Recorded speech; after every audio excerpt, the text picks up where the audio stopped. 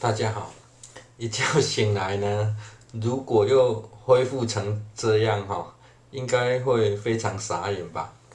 毕竟花了1年的时间与心力才陆续把前院的种植环境做了个大调整啦。这几天的气温呢，突然急剧的下降之外还连下了好几天的雨啦。这跟日前所提及的呢，去年气温下降的晚过完年之后呢，如果要照原来的习惯呢，就开始种植开春的作物真的是要慎选啦，不然呢，农损就直接来了。因为天气非常湿冷很多人可能也不急着动手啦，所以呢，就来补交点温暖一点的种植规划影片这预留在田上方的区块呢，本来是个缓冲区啦。因为上方已经又种了木瓜跟七里香所以清理杂草的过程呢，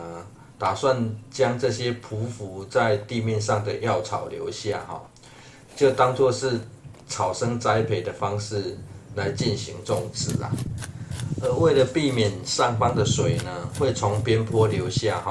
增加边坡长草的机会啦，所以呢，打算将边坡的上方垫高遇到下雨或浇水时呢，可让多余的水往左侧的沟槽流至于垫高的过程呢，先挖深的原因呢，当然是另有安排对于带有潮质或是养分不高的细沙呢，这就是很好的去处安排院子的排水沟呢，时间久了通常就会有这种很轻的细沙。这种会随着水流动的细沙呢，通常比较轻啦，也不容易吸水所以呢，就拿来埋在下方因为养分比较缺乏啦，也不容易把作物的根系吸引过来而额外的好处是，同时处理了2件事啦，不用再额外去找土壤来垫高之外呢，也省去将沟槽细沙搬走的心思与力气。这也是一再强调的施作工序先安排好就可以省掉不少事与时间啦。细沙填补后呢，就可在上方回填原来的土壤了，这样边坡垫高就可以完成了而虽然这边坡都有垫高啦，但是种植七里香的位置呢，只单纯的使用原来的土壤并未在下方呢多掩埋细沙方便它的根系呢可以向下长得比较扎实在处理完沟槽与边坡之后呢，本来以为可以顺利的进入木瓜草生栽培的阶段了，但意外来得很快因为特别交代田里的草呢不用帮我拔结果呢就改成拔上方木瓜下的草了，草生栽培呢就直接破功了，总不能自己又在种草吧？于是呢，在下方呢改铺甘蔗渣了。这些蔗渣呢，拿华算是也贡献了不少很多甘蔗都是他啃掉的。铺下蔗渣初期呢，只看到一颗野生的新西兰菠菜长得特别好了。额外的缺点呢，就是感觉不够美观啦，于是就决定把草生栽培呢改成菜生栽培啦。新西兰菠菜呢是第一个尝试的菜会挑选它的原因是它也会匍匐蔓延生长啦，但是它的根系只有一个啦，不会再不断的进行增生这样最大的好处是日后会很好清理而由于木瓜种植的时间比较早，根系早已经往下钻了两者吃的肥分呢，在土壤上并不同层也不容易产生抢肥的现象了。因此呢，就在木瓜树下环状的移入几颗新西兰菠菜了，希望可以利用它匍匐攀爬的特性爬满甘蔗渣上方了，进行美化。不过呢，还是发生了点小意外就是了。经过20天之后呢，手中观察的是作物彼此之间呢，是否会有抢肥的现象啊？目前观察起来呢，对于木瓜的生长并没有影响。不过对于蔗渣的效果呢，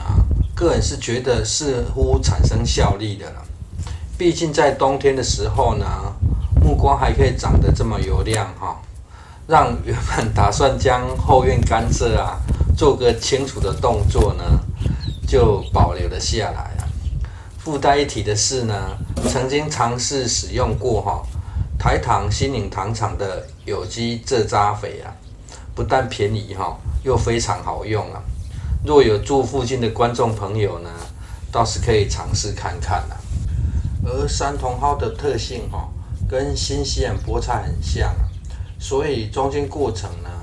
又加入了山茼蒿不要种得过于密集一样呢，也是可以长得非常细嫩再来检讨有2个失算的问题第一个失算是木瓜种在这里要承受的风力实在太大了，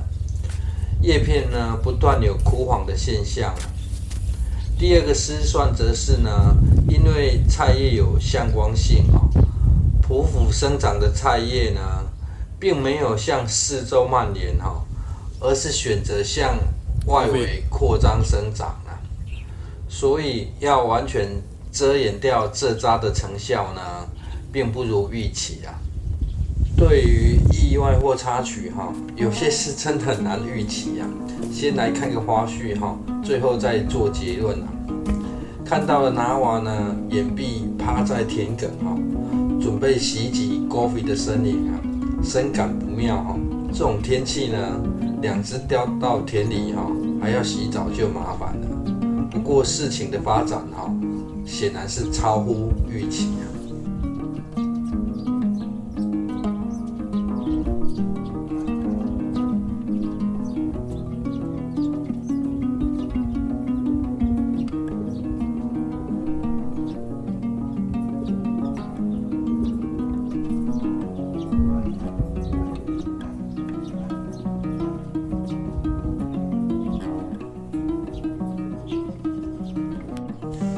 最后，这是这块休闲种植区的改善现况眼前呢是第2波从盆栽里移植出来的七里香而木瓜树下的新西兰菠菜与山茼蒿呢，已经可以反复采收了。早先移植的七里香呢，则已经有长出好多进入成熟期的种子了这在社群的贴文上有照片可以看得更清楚谢谢收看。